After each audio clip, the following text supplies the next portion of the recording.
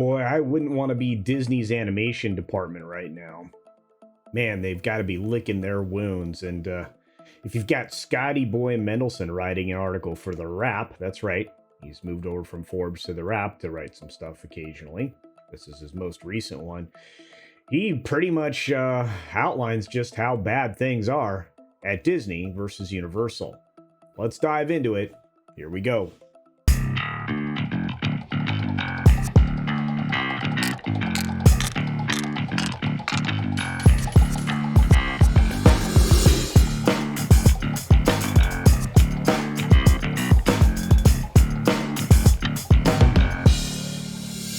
What I think is really funny here is the title of the article. It's How Disney Animation Lost the Box Office Crown to Universal for 3 straight years. No turnaround in sight. No kidding. You know, it's like, well, you could have written that as a sentence and it would have been just as accurate. You could have just said, hey, Disney Animation loses out to Universal 3rd year in a row. Done. A little bit shorter. Says exactly the same thing, less wordy. But I guess it really doesn't matter when you're writing for a trade like The Wrap or one of these other ones, because again, they have plenty of column inches to fill. It's digital, and there's only a handful of people that are likely reading it. Anyway, we'll go on into the article and talk about the fact that Universal Pictures has basically dominated every single release that in comparison to Disney when they come out, even around the same period of time. Scott reflects on the fact that from the time that Pixar dropped Onward right before the pandemic began, or at least before we started to care about the pandemic, I should say it that way, it only opened to a dismal $39 million. Then he talks about Strange World, which barely cracked $25.5 million in 12 days. Holy cow, that's disappointing. Now again, these are the early numbers from the domestic box office, not counting global, but they're not exactly overwhelming. Overall, Disney's theatrically released animated films from that point forward, from March 2020 onward, has really only gathered just over $1 billion in gross worldwide. In gross. So cut that in half. 500 million maybe? Not enough to cover the budgets for many of these projects. Let me tell you, let's get started with that.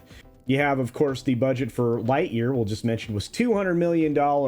Then you put up $160 to $180 million, depending upon who you believe, for Strange World. You're losing a lot of money, Disney. Anyway, so for the same period since March of 2020, Universal's Illumination and DreamWorks Animation Studios have earned $2.06 billion. Twice as much money as Disney. And they did that with a series of quality releases that included a mix of both theatrical and streaming simultaneous release, and then eventually a rapid release to video with Trolls World Tour. That took off pretty well. Then you had The Croods New Age. You followed that up with Spirit Untamed, which didn't exactly do big money, but you had Boss Baby Family Business do quite well, and Sing 2. You also had Minions: The Rise of Gru, which did banger box office. It was incredible. So, in a recent investor call, NBC Universal CEO Jeff Schnell on Monday actually trumpeted the achievement of the studios, the animation studios that they control. He said specifically, and I quote, "I honestly think that not only are we challenging Disney animation, but I would take our animation business over theirs right now. We have an animation system now that rivals, if not surpasses, Disney." I think he's telling the truth. I would say, based on earnings, and we'll go over that right now, versus Disney, they're killing it. In fact, Strange World, which recently released a massive flop, losing hundreds of millions of dollars, probably $150 million, let's just be fair. You have something coming out from Universal called Puss in Boots: The Last Wish. And that has scored rave reviews to anybody that's seen it early. It's tracking for a $20 million open, so it'll easily surpass Strange World in a matter of a couple of weekends. And consider the fact that we are in the holiday season and not everybody is going to be into seeing Avatar 2, right? Especially if, all they got is the opportunity to see it in 3D. Some people can't handle 3D, but you have this 4-quadrant family film in Puss in Boots. I think it's going to do quite well, and I think it's going to embarrass Strange World and Lightyear and probably several other Disney projects. If you look overall in comparison between the films, and they do it for you here in this article, it's there's a stark contrast is how they put it. Disney's Encanto earned $256 million, which is 1/3 less than the similarly released period of time Sing 2, which had $407 million. Then you look at Disney's Pixar, which we mentioned a moment ago, at $226 million, which again, massive flop. That film earned less than, well, the other two releases coming out of DreamWorks and Illumination. You had The Rise of Gru, $937 million at the box office, and then DreamWorks, which launched The Bad Guys. Yeah, they had $250 million with that film, which is surprising because nobody knew anything about that IP. Disney can't blame the weak performance on pandemic conditions because these films are very similar, released in similar time frames, and the Universal products just performed better, which I'm going to jump out on a limb and say families don't trust Disney anymore. They have good reason not to, and I think there'll be more of this to come. According to the article, Disney's Raya and the Last Dragon grossed under $160 million in 2021 amid a hybrid release. Yeah, I remember that. You had to pay an extra $30 for it, I think, on Disney Plus if you wanted to skip the theater. I don't know why you'd do that, but it's just me. Of course, you had, The Croods, which released a few months earlier. Talked about that a second ago, and that legged out a $216 million return, and it had very similar circumstances. I guess the Paw Patrol movie did well at $145 million in theaters. It was giving, I guess, Paramount was giving that away for free on their streaming service, Paramount Plus. So I don't know. That's kind of weird. When you look at the numbers here, you look at this chart, you can see domestic box office for animated features has been kind of an up and down roller coaster until you get to 2020. And then Universal starts beating the pants off of Disney. You know where else they're doing that? At least in terms of gaining market share? The theme parks. Come on, Disney. Man. So the recently bounced Disney CEO, according to, again, Scotty Boy Mendelson, was willing to trade box office revenue and new theatrical franchises for streaming gains, sending in animated features like Soul, Luca, and Turning Red straight to Disney+. Soul would have been okay. I don't think it would have been a breakout hit. Luca probably would have been fairly flat, I would anticipate, based on some of the other things they've released recently. And Turning Red would have turned off families. So why would you have done that? I think he probably made the right choices. Universal animated titles are all theatrical propositions, and that's really clear to the consumer, says an individual with knowledge of the animation space. Well, I imagine they talked to somebody who was an animator for one of these studios. Says Disney has muddied their brand, so the consumer doesn't know what film is going where.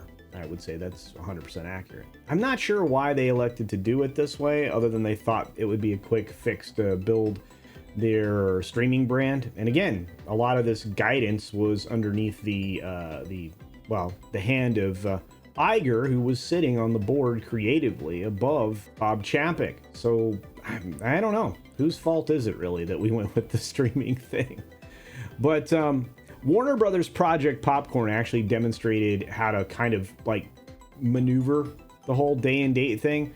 But by this year, 2022, they went back to the 45-day release window. I don't know why anybody would play around with this other than Netflix, who they kind of need to build their theatrical business. They already have a streaming business, but that's an argument for another time. I guess the thing to check on here is how films have performed for a longer period of time, since 2017, when you had the film Coco rocking $808 million. Because, as Scott points out in this article, no original animated film coming out of any of the Disney animation studios has cracked 300 million worldwide since Coco. That says an awful lot. Nobody wants this stuff. And looking forward, I have to say, at least Scott's being direct with everybody, saying that the market share battle will likely not be reclaimed by Disney next year because they're not offering anything that has any weight behind it. They're offering the original Elementals and Wish next year. I can't imagine either of those overperforming. Elementals is a Pixar project that is likely to have a lot of agenda politics in it, and Wish is something I'm not conversant in, so I can't give you any idea what it is. Universal's going back to the well with their animation pursuit in Despicable Me 4, which I imagine will just crush it at the theaters. And of course, as you already know, the Super Mario Brothers movie is coming out from Illumination. You're going to get Troll 3 from DreamWorks. So they have 3 in the hopper over at Universal that will likely, more than perform. So I anticipate that when we look at the box office next year, Universal will still own the animation market share. Anyway, what do you think? Do you think that Disney's going to be able to recover when it comes to the thing that got them started in the first place, animation? Do you think that Universal will continue to dominate for years to come? Do you think that essentially a passing of the torch happened when it came to not only the animation, but maybe the theme parks, and you're going to start seeing more market share going to both for the foreseeable future? You think Disney can turn it around based on what they're doing to some of their legendary attractions? And we'll get to that in another video.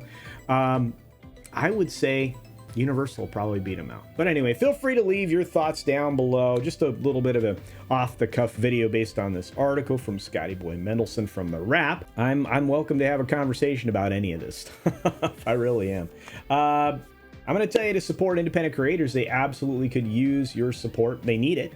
It's the only way that they can actually accomplish growth. So if you like something that they do, if you appreciate all of their content, be sure you're subscribed. Hit that bell for notifications so you don't miss anything. Obviously, comment, and that helps engagement.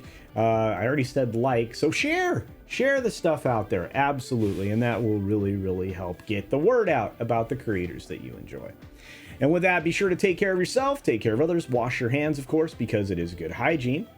And until next time, bye.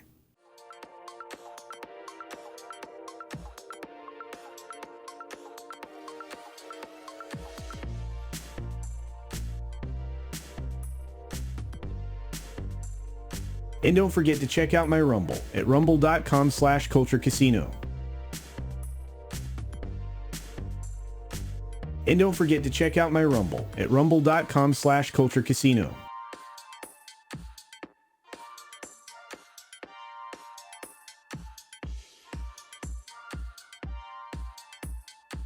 Thanks for visiting today. Be sure you're subscribed and hit that for alerts. Yay! Of course, like and share all of the videos that you can, as it helps with the algorithm. Have a great day.